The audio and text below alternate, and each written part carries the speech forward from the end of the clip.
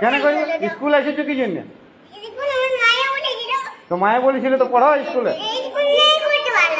ভালো লাগে নাই বললে তো হবে না। কোথায় পড়বে? ঘরে। তো তাহলে তুমি কেন স্কুলে এলে? চলে যাও।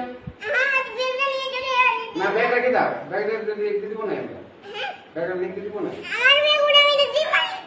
তোমার ভালো লিখতে পারো, তুমি স্কুলটাকে কাকে বলেছিল? পড়তে হবে, শোনো স্কুল আলা পড়তে যাবে, এগুলো সবাই আছে স্কুল আলা পড়তে হয়।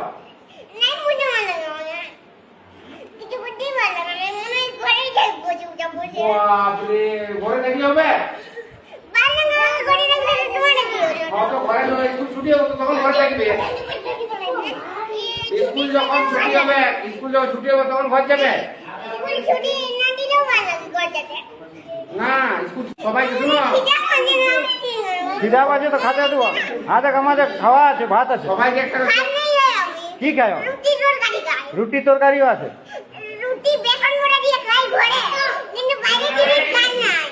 বাইরের জিনিস খাওয়া নাই? কোন ডাক্তার বলছি বাইরের জিনিস?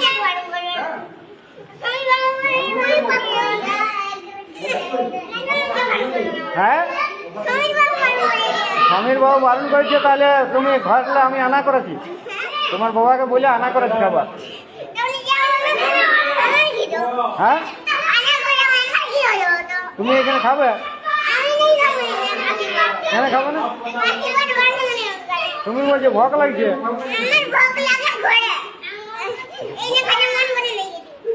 এখানে খেতে মন করে না?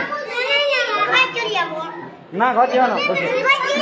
যে এরকম কথা বলার টেকনিক, প্রায় 3 বছরের ছেলে এরকম অভিজ্ঞতা মানে ভাবতে পারিনি। প্রথমবার আমি মানে ইউটিউবে বা ফেসবুকে দেখলাম। তো অবশ্যই আমার এই চ্যানেলটা যারা যারা ভিজিট করে আছেন অবশ্যই চ্যানেলটিকে সাবস্ক্রাইব করবেন এরকম ভালো ভালো ভিডিও দেখার জন্য। আর যারা ফেসবুক থেকে দেখছেন তারা অবশ্যই ফলো করবেন।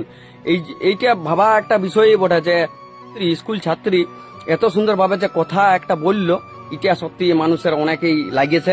এবং এই ভিডিওটা অ্যাকচুয়ালি হাস্যকৌতুকের ভিডিওটা কেউ খারাপ ভাববেন নাই। এবং ওনার পরিবার থেকে যারা দেখছেন তারাও ভিডিওটার মধ্যে ভুল মন্তব্য করবেন না, কারণ ভিডিওটা সোশ্যাল মিডিয়ায় পুরো ছড়িয়ে ছিটাই বলছে। এই কারণে ভিডিওটা আমরাও বাধ্য হলাম, যেটা জঙ্গলমহল টিভি ওখানেও ছাড়া আছে। আমাদের পিন্টু ভাইকেও অসংখ্য ধন্যবাদ জানাবো যে পিন্টু ভাই ভিডিওটা ছাড়ার পর থেকে যে হারে ভিডিওটা চলছে, অসংখ্য ধন্যবাদ দাদারাকে।